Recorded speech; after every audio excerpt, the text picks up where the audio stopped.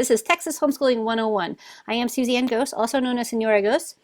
I am the creator of Flip Flop Spanish, but that's not important today. What's important today is that I am a homeschooling mom of 5, and before that I was a public school teacher before babies. For some reason, people like to know that. That feels like that gives me credibility and more credentials. The fact that I have a degree in this and I have certification and I taught in the public schools, and yet I'm a homeschooler, and that's why I'm a homeschooler, is because I have been in the public schools, and it was before I had children, and I thought to myself, this is so oppressive, and if I am ever blessed with children, I don't want them to be in this atmosphere daily. I cried every day. It was so difficult. It was just a very stressful atmosphere, and so that's why I decided to homeschool. And so that's what we did. So I'm here today to tell you all the ins and outs of Texas homeschooling and what you need to know just to get you started and give you some peace. So let's get started. So some of that peace is going to come from knowing that my children are now 11 to 18. There's 5 of them, and I have graduated one this year, and he's doing great. He has already moved on and moved out and is on to the next part of his life, and his transcript is great, and everybody's thrilled with all the information. So we have 1 success out of 5 so far, and the youngest is going into 7th grade this coming year. So what is homeschooling? Let's talk about what that is first so that you are sure about what it means. First, it's no longer a mom standing there teaching every single thing she knows to the children. It's just parent-directed education. So that doesn't mean that if you don't know something, your child's not going to know it. It's not dependent on what you know. Your child will learn based on how you direct them to learn. And what does that include? Well, co-ops, first of all. A co-op is where 2 families, or 2 families or more, come together and trade off teaching. So if I have a friend who is super passionate about art and all the classical artists and things like that, and I'm passionate about Spanish, we might meet every Tuesday for 2 hours, and she would teach all the children art and I would teach all the children Spanish, and then that's it. Usually no money changes hands, but co-ops can also be gigantic, 500 families or more, with various degrees of rules and things like that. But the main thing about a cooperation, a co-op, is just that you do have to do something. So you can't just drop your kids, pay your money, and run. You have to do something. So it might be providing paper, it might be teaching a class, it might be doing nursery hour. But that's what a co-op is. No money exchanges hands, mostly, sometimes for materials, but it's a weekly event, or it can be monthly, however the co-op wants to set it up, and it's just a private little group that people trade off different educational tasks. Super popular in Texas. Second one, teaching at home. You do need to teach your child, just like you teach them already. You taught them how to tie their shoes and how to eat and how to sit up straight and how to put up their towels and things like that. So with their homework, when they're in public school, you have to help with their homework. So some teaching at home is going to happen just because you're their parent. Paid classes. If you want to farm it out a little bit more, and so this time you will pay a teacher, and this is what we do at the Community Homeschool Center. So where I teach my Spanish classes, I have students come and they pay me $10 a week per student, and then they go home, they do their homework, and they come back and I check it, and we keep moving forward. So just like a piano lesson, same idea, and with different class subjects. So the CHC has a whole schedule, and you can just pick and choose which teacher you want for which subject. So there's also things like One Day Academy is very popular in Texas as well. And I think there's just different little things that you can pay for classes. So you choose the teacher, you choose the subject, you choose when to put them in and when not to. So you're still directing their education. You're just not quite as accountable. But at the end, it's still up to you whether or not they stay in, whether or not they do their homework, whether or not they do a good job or not a good job in that class.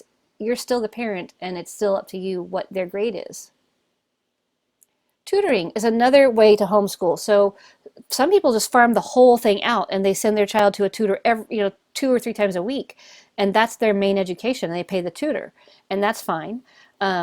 Actors and Hollywood people and singers and baseball people, all kinds of professional, amazing, famous people have gotten homeschooled through this type of opportunity with tutoring.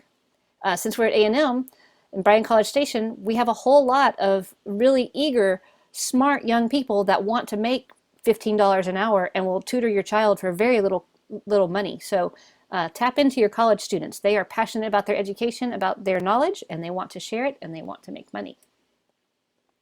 free events as part of homeschooling. We have the chemistry fair, the physics fair, we have all kinds of things, reenactments for Civil War. All those things as part of their education. You're going to be treating it differently whenever you're a homeschooler versus public school, because as a public schooler, it's like, oh, it's a field trip, it's an event. With homeschooling, you're like, no, this is history, pay attention. And so you might actually ask questions on the end of it, at the end of it, and discuss it a little bit more thoroughly. And so you have a different attitude. And that's really all homeschooling is. It's parenting with a little bit different attitude. Okay, what's the law? This is the stuff that people get scared about. Here is the Texas state law with homeschooling. Minimum curriculum requirements include reading, spelling, grammar. Okay, reading, spelling, grammar. That's all one thing. That's called language arts. Math, so language arts, math, and good citizenship. Good citizenship just means don't raise anarchists, like raise people that know how to follow the law, how to stop at stop signs, how to vote, what the post office is for, how do taxes work, things like that. If you freak out like I did when I first started homeschooling, I thought, oh my gosh, I'm not going to do a good job. I need a book. I need something for good citizenship. So I signed all of my kids up for Scouts. That was so wonderful. They learned how to stand at attention and the flag going up and down and the pledges and the Texas State Pledge and all that wonderful thing. They got their badges and I relaxed. So if you're anxious about it, Scouts is a great place for them to get their good citizenship. In addition to just living with you, they're going to know what good citizenship is. The last part of the law, taught in a bona fide manner. That means you actually for real have to teach them. You can't like put them in front of Sesame Street and say, we've done school for the day. So that's all. And you're going to, because if you're going to do that, you might as well put them on the yellow bus and have them go somewhere else for the day rather than you handle it. Notice that science and history are not required. And that's because this umbrella is the whole of the population. So anybody from special needs all the way up to high functioning, everything is required this at their own level, but that's what their education is required. So that's why science and history are not a requirement. Texas trusts you that you're going to give your students a better education and not a worse education. You're putting in your effort, your energy, your time, and your money to educate your children, so they trust that you're going to give them a higher standard, a better level, not a worse than the government education that's already accessible to you. So what do? If your student is enrolled in public school right now, then you do need to send a letter of withdrawal or transfer. You can find that on thsc.org so that you can see what kind of letter to send. Even though you're not in school right now, the summer's come and they're not in school physically every day, you still have to withdraw them because the school is expecting them to come back next year. So they're going to wonder, did you move? What happened? They're going to be coming and knocking on your door and say, what happened to little Johnny? And so you do need to go ahead and withdraw them. If you haven't ever put your child in public school, like my kids have never been enrolled in anything, then you don't have to do anything. You don't have to tell them, hi, I'm homeschooling. They're going to say, okay, why are you telling me this? Because unless they have your child's seat at the school, they don't need to know that information. So there's no reason for you to notify anybody. Okay, here's a video that I like for everybody to see. It's on the Texas Homeschool Coalition website. I'm not going to have you listen to it right here, but I will put it down in the links so you can find it. It tells you the history of why we are free like we are and how did we get here. So here's a little kind of start. It's great. So please watch that. Don't skip it. Okay, legal problems. If you're ever questioned by CPS or another authority, which, let me preface before I tell you what to do, I've been homeschooling in the Bryan College Station, Brazos Valley area for 18 years, or been teaching in a teacher type situation, and I have heard of 2 families and 2 families only that have ever had CPS trouble. Oh, that's 3 this year. There's 3 now. So we had a recent one this year. One family did need to be questioned, and those children did need to be removed. The other 2 families, it was just like a nosy neighbor or somebody, being confused or not knowing what they needed or having, not knowing the laws about homeschooling. So literally, 3,000 families over 18 years, that I've been aware of and in contact with and networking with, and 3 out of that amount of time. So it doesn't usually happen, okay? But if you are, you will have to provide a letter of assurance saying, yes, we are homeschooling, thank you. But you only do it if you're asked. Again, that letter of assurance is on the thsc.org website, so you can find that there. Don't let people into your house unless they have authority to come in. You don't have to answer any questions. It is legal. You don't need to tell them your curriculum or anything. You are your own private school. So you have authority over your children's education 100%, and they have 0 authority over your children's education, 0%. So if there's another issue, then you can deal with that. But homeschooling is 100% legal and nobody's business but yours and your family's. Record keeping. So a lot of people are worried about, what do I have to turn in? What do I need to say to everybody? In Texas, there's no need for number of hours of instruction per day. It's not like I have to school from this hour to this hour. You can get it done as quickly or as long as you want. Again, Texas trusts that you're going to do a good job. You also don't have to count how many days you're schooling. You know, you need to do it, and so, but you're going to do it because why wouldn't you? Why wouldn't you just let them catch the bus if you're not going to do it? Let somebody else do it. There's no testing. I do have my children do the standardized test every other year because it helps me see the gaps, but it's not required. And I don't report that to anybody. It's just for me to see. And I talk it over with the kids so that they see, oh yeah, you didn't know your capitalization rules. How have you been capitalizing things? I just guess. So they didn't know the rules. And the test showed me they didn't know the rules. So it took 10 minutes, told them the rules. So I like testing, but not everybody does. And that's okay. In general, there is no requirement to report anything to anyone. Yay! Hooray, Texas! Okay, so how do you start your schedule? Just decide. I would set a date. Decide at some future point, when do you want to begin? So for us, we always start the school year the day after Labor Day. I like that. But right now it's June and we're schooling now too. I call it summer session. So you do it however you want. That's the great thing. Whatever you decide makes sense, that's what you do. Not only are you deciding what day and what week of the year, but you're also deciding what time of day. So for us, we always start at 9 a.m. We live on a farm. There's animals to tend to in the morning. We have all kinds of things that we get done in the morning. A lot of times the kids get started earlier than that, but by 9 we are started. So why did I decide that? Well, most of my children are morning time people, and so they like to get it done and they like to have schooling behind them so they have the rest of the day free. But if you have a child that is more engaged in the evening, you can do that. If you're not morning people, you can wait. A lot of students do it late at night. Something's attacking me through the window. A lot of students do schooling late at night, and that's okay. There's no rules. You do need to think about when you're the most energetic. So if you're not a morning person, you need to choose when what's your most engaged time. Your engagement is more important than your child's. And why is that? Well, that's because of the trickle-down theory. It's not a theory, it's for real. Whatever amount of energy you have for a subject, your child will mimic that. If you're super stoked about something, they're going to mimic that. If you are dreading it, they're going to mimic that. So if you're not a morning person, maybe you don't do the morning. If you are a morning person, but you have a sleepyhead kid, they're going to have to adjust. Just like they would adjust to teachers in the public school, they're going to have to adjust to you. Your way, how you feel, is more important than how your child feels because of the mimicking back and forth. You set the tone. And then, of course, what other activities are you committed to? So if you have lots of sports that you're committed to, then of course, work around that. Like we're committed to CHC, Community Homeschool Center, on Wednesdays. We go to classes on Wednesdays. Do I try and also school my children on those days? No. Their class time is their schooling for the day, and then they have individual work. They still have to do their math, reading, literature, grammar on those days, and they have to figure out how to fit it in between with their lunch hours and things like that. So I adjust our entire week based on our activities. We get up earlier on evenings that we have football practice so that we can make sure we're done and then we still have some relaxed time and can get to football practice on time.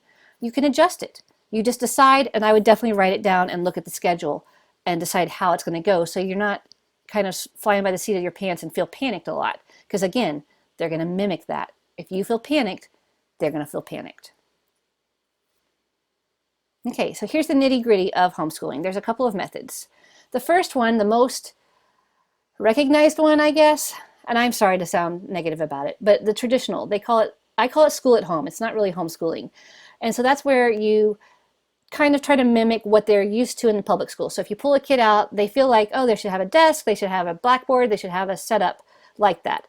That's fine. It does give you some boundaries, it gives you some structure. And a lot of people really thrive on that structure. Totally fine. A lot of these people that like the schoolroom and like that structure also get the box curriculum. A box curriculum just means that you're getting on a website that has the entire curriculum for like all of 4th grade. So you click, please send me 4th grade. Kaboom! This entire box shows up at your door and it has everything. It has lesson plans, English, science, math, history. Everything's in there.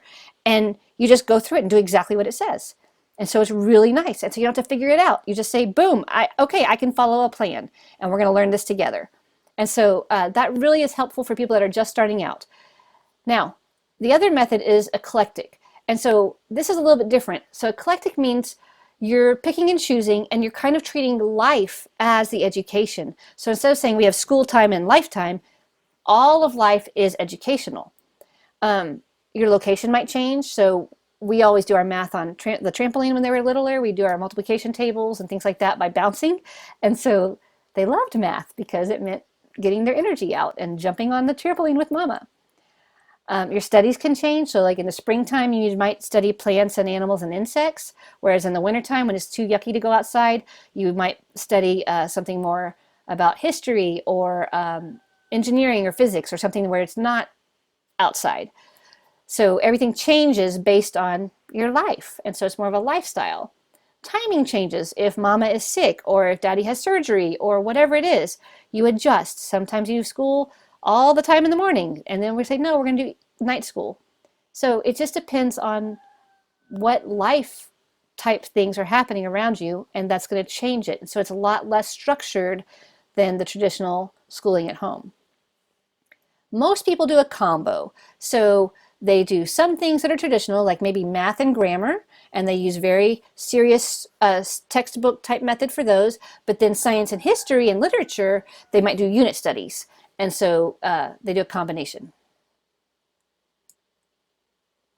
Learning styles. So the method doesn't have to depend on the learning styles, but the learning styles will help you to teach the best. There are 3 different learning styles, typically, mostly, and visual is the most prevalent one of Americans. 75% of us are visual. So that's why I have me up here in the corner talking to you. I have this laid out so you can read along while I'm saying it. It not only helps me, but it helps you to see where we are. That's why all these textbooks are written the way they are. It's because there's visual learners.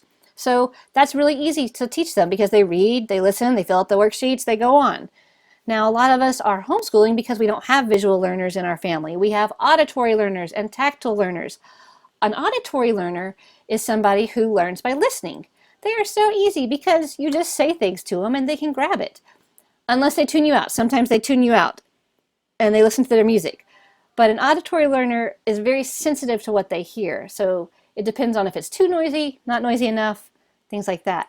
These are also the people that narrate a lot. So they're telling you what they're thinking, how they're feeling, what their dream was about, when they're brushing their teeth. I mean, everything. So if you have somebody that talks a lot, likely you have an auditory learner because they think that's how everybody learns. And it's not. So you're going to have to adjust and be ready to listen to them. I actually wrote a book on these things, learning styles, called The Key to Learning Anything. And so it's a quick read. So if you want a quick overview of how learning styles work and lots of tips and tricks on how to use their learning styles, you can go to the flipflopspanish.com website. I did not mean to just turn into a commercial. I'm trying to help. So, but flipflopspanish.com has Key to Learning Anything. It's also an ebook format and you can read it and it'll give you a nice overview without having to get bogged down in some big 300-page book. Okay, last learning styles are your tactile guys. Usually they are boys. They're wiggly willies. They're kinesthetic. They like to touch. They like to move. So these guys are often diagnosed or misdiagnosed with ADD or ADHD. They're not ADD. They just need to touch stuff. And so in a public classroom, it's really difficult for them to learn because you have to sit still and you can't make noise and you can't move and you can't touch. And so they can either touch or they can learn. So you need to figure out a way to give them permission to move around with silly putty, with computer chairs. I bought my child, that's a Wiggly Willy, a spinny disc. It's to exercise your torso, and I put it on the bench, and he's able to zoo, zoo, zoo, zoo. And so he just moves, and while I would read, and he could absorb that way. So definitely look into learning styles, take the quizzes online, go to Key to Learning Anything, and find out which one is you and which one is your child. Okay, after you find out the learning styles, you need to figure out their curriculum choices. There's a bunch. If you're more the traditional type, you like the structure, you like the classroom, you like to be able to close it up at the end of the day and you're done. These are the most popular ones. Sunlight, it's got a Christian base. Abeka, I don't know if it's Christian. I think it's also Christian. Alpha Omega is Christian. And then there's K-12, which is secular.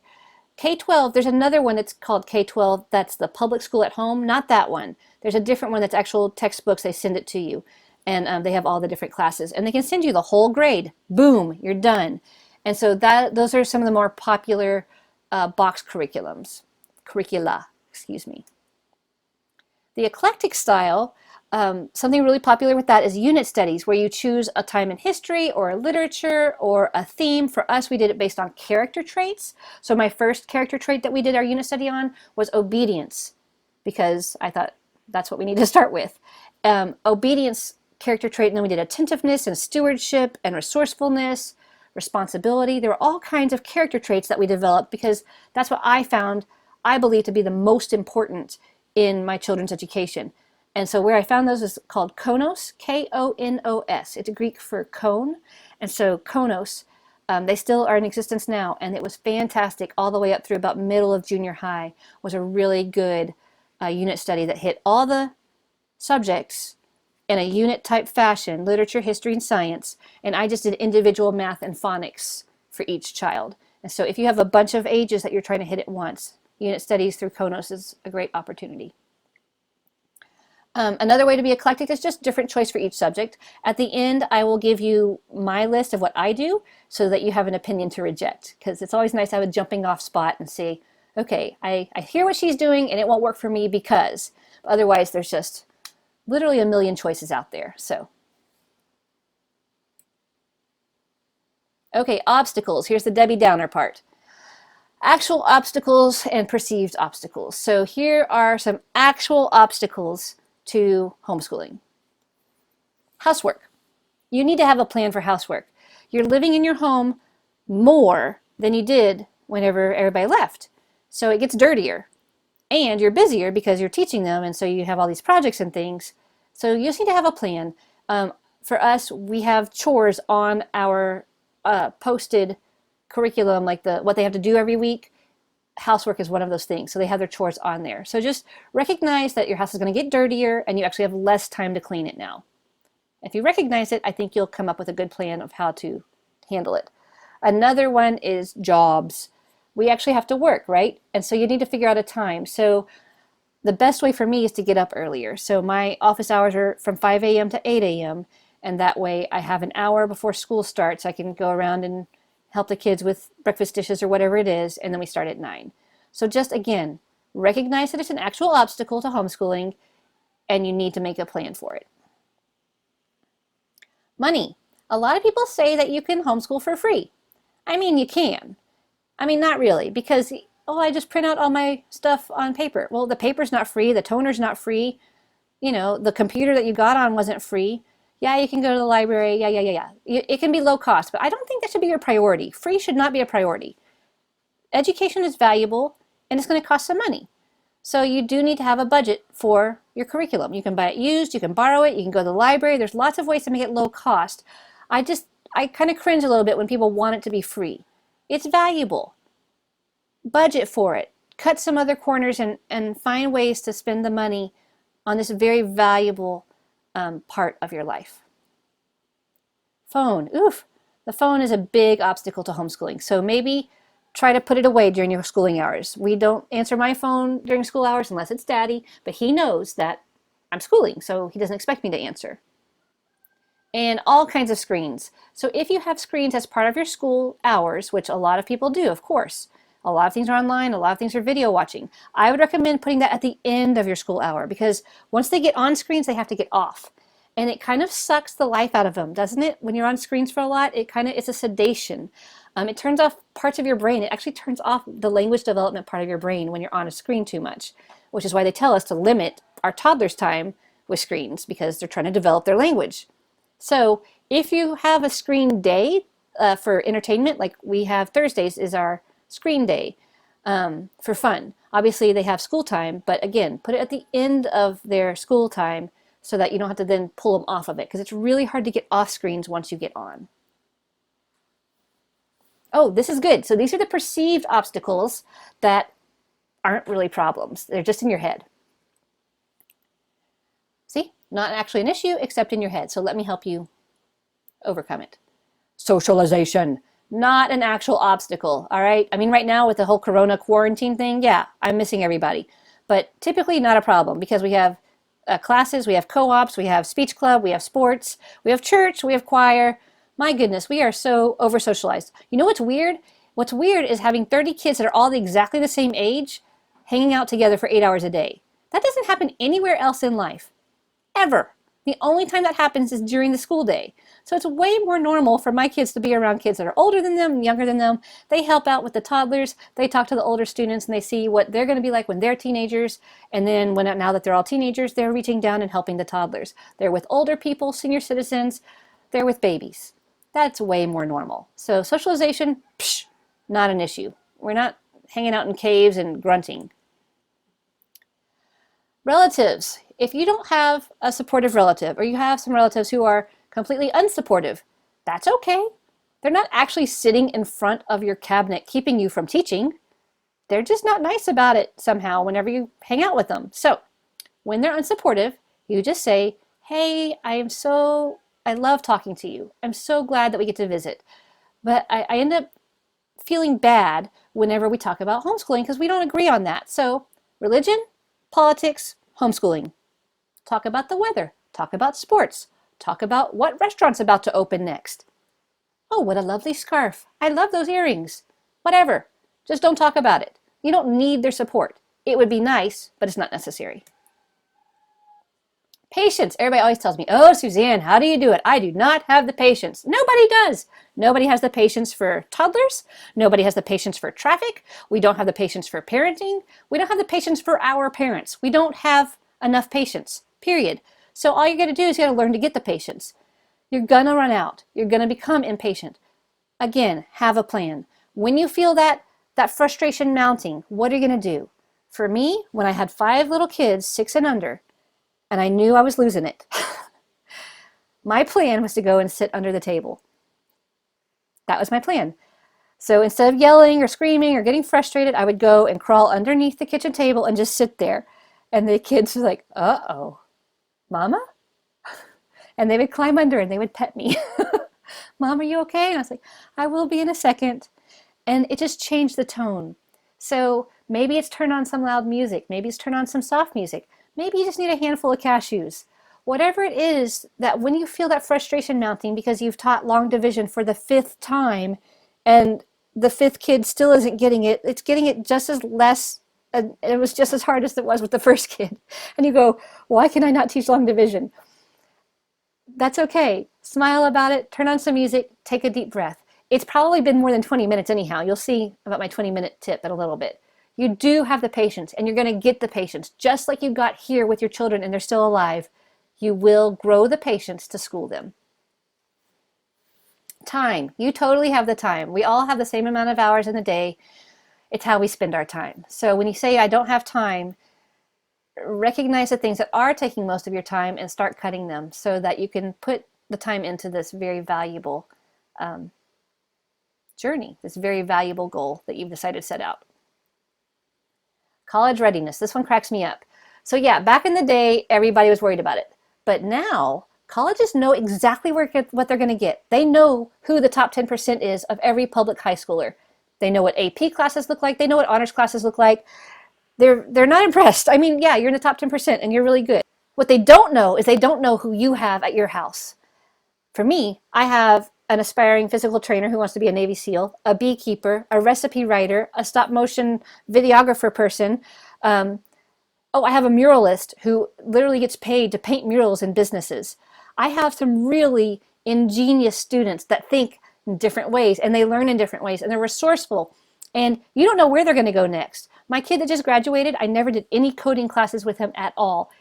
He graduated, he bought himself a computer with his graduation money that can run this coding stuff, and he signed himself up for coding classes, like how to computer code things, and he is excited.